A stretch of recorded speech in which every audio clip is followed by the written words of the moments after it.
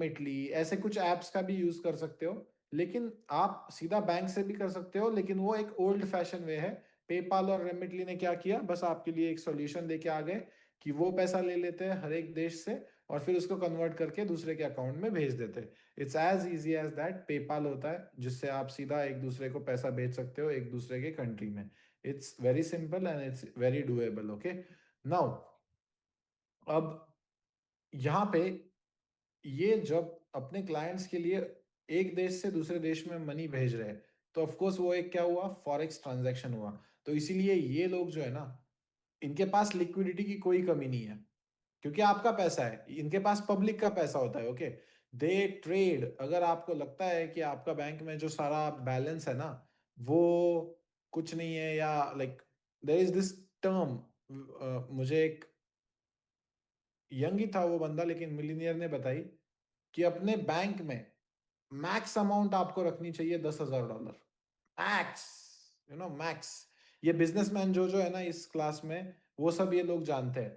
लोगों को क्या लगता है कि उनकी एफडीज और ये सब बहुत सेफ है, और कुछ कुछ नहीं। कल अगर बैंक डूबा ना तो आपको मैक्सिमम 3 लाख की सेटलमेंट मिलेगी। उससे अच्छा है ये पैसा इसके ऊपर का जो भी है ना सीधा एसेट्स में डालो। Many people know this, but I am just sharing it out of curiosity here, that yes, this is reality। अगर आपके पास, क्योंकि मैं फंस चुका हूँ, मतलब मैंने हद से ज्यादा पैसा बैंक्स में रख के ब्लॉक और ये सब चीजों में मैं फंसा हुआ हूँ। तो मैं आपसे यही दरखास्त करूंगा कि भाई अगर तुम्हारे पास पैसा है तो उसको प्लीज बैंकों में पड़े मत रहने दो। जाके कहीं पे भी लैंड खरीद लो भाई, या कुछ भी खरीद लो, लेकिन उससे कुछ खरीद लो भाई। और एसेट्स खरीदना, ना कि लायबिलिटीज। नहीं तो पता चला अतुल भाई ने खरीदने को बोला है, जाके पूरे पैसे की एक कार लेके आ गए। ऐसा मत करना, ठीक है। Just have a smart investment plan ready for you, because these banks are there to F you up. Bank runs the world. All the banks in the world, they run the world. They are act as a market maker। क्योंकि क्या है ना, आपका पैसा है वो आपके against hedge करते हैं, पता है।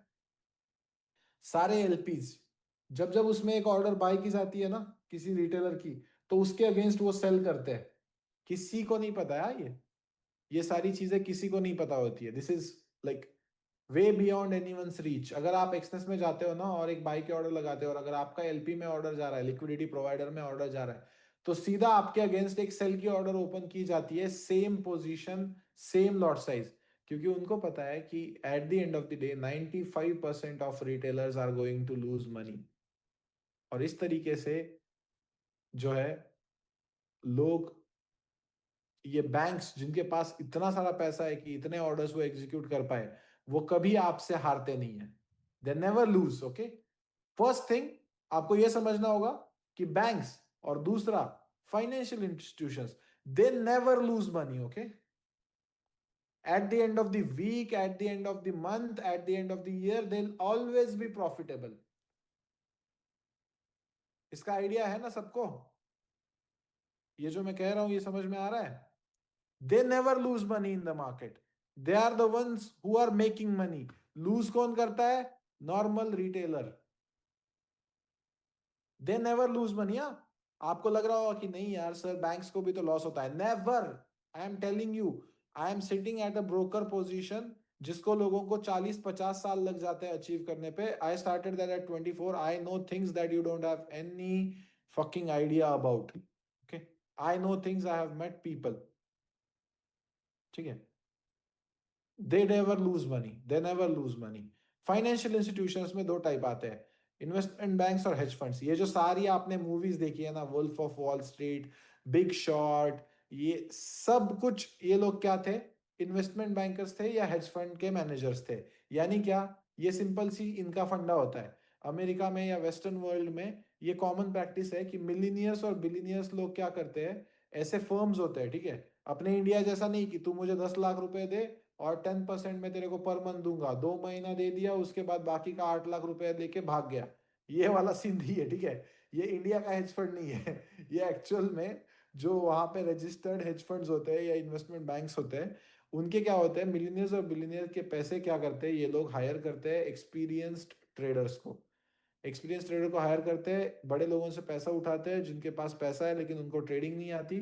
उनको क्या कहते हैं कि तुम 10 बिलियन लाओ, मैं तुमको 10 बिलियन बना के देता हूँ। 6 बिलियन तुम रख लेना, 4 बिलियन मैं मेरी फीस रख लूंगा, दोनों खुश, तुम खुश मैं खुश।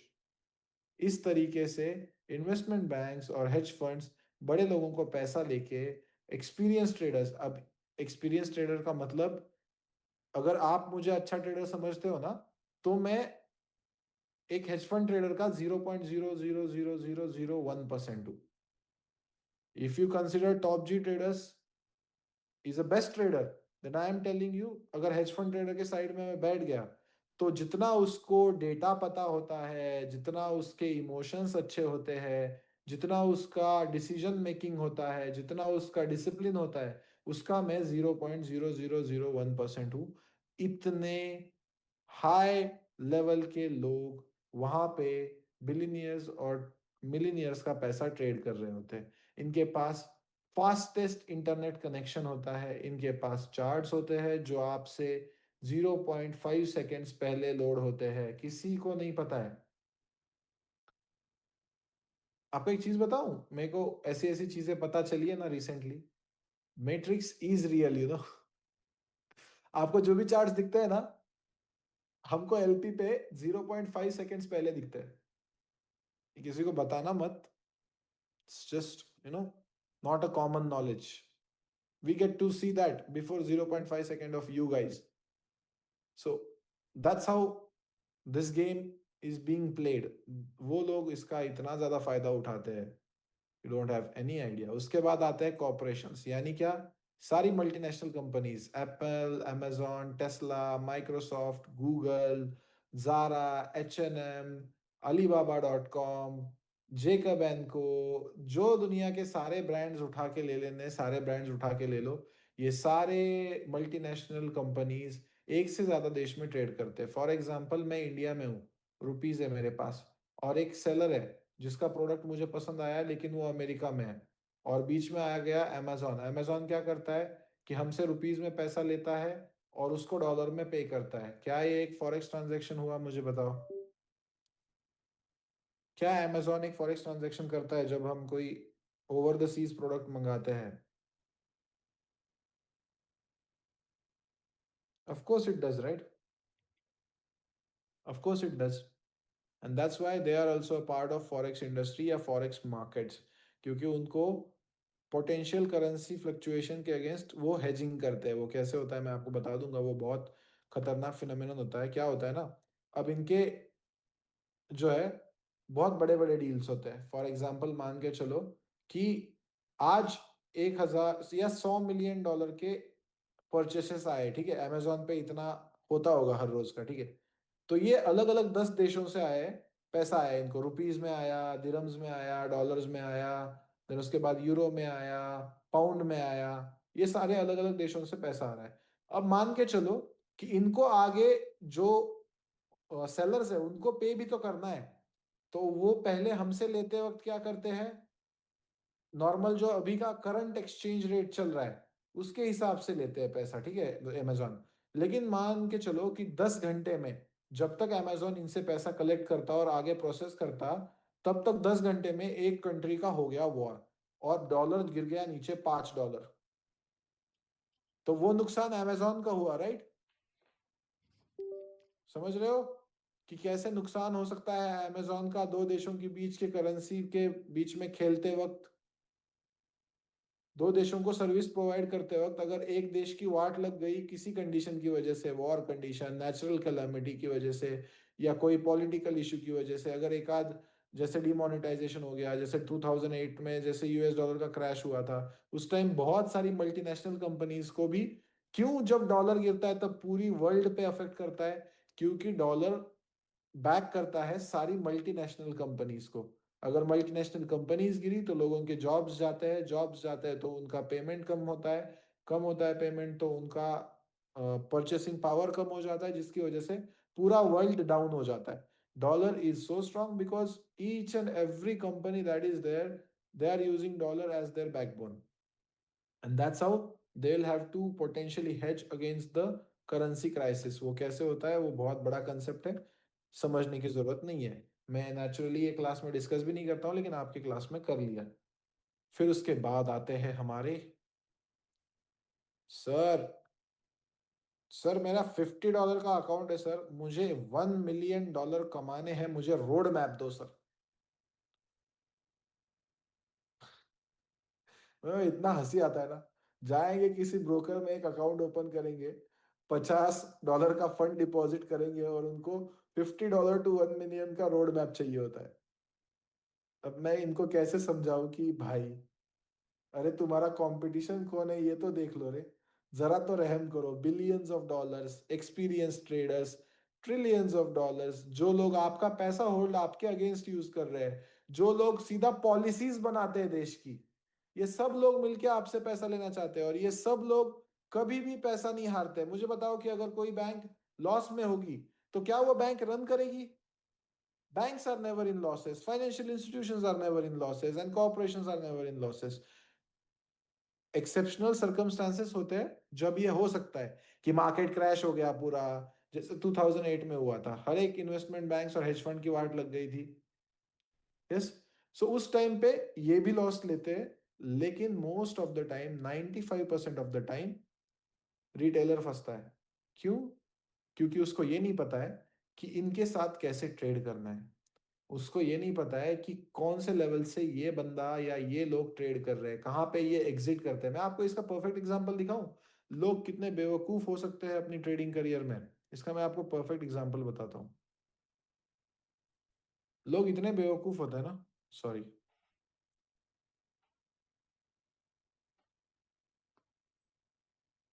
आपको अब मैं आपको बताता हूँ रिटेलर कैसे फंसते हैं।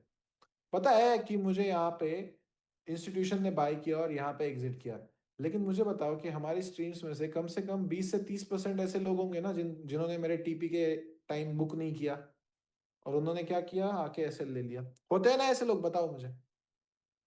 यू शुड अंडरस्टैंड कि इनके साथ एंट्री कहाँ करनी है, और उससे ज्यादा इंपॉर्टेंट चीज होती है इनके साथ एग्जिट कहाँ करना है।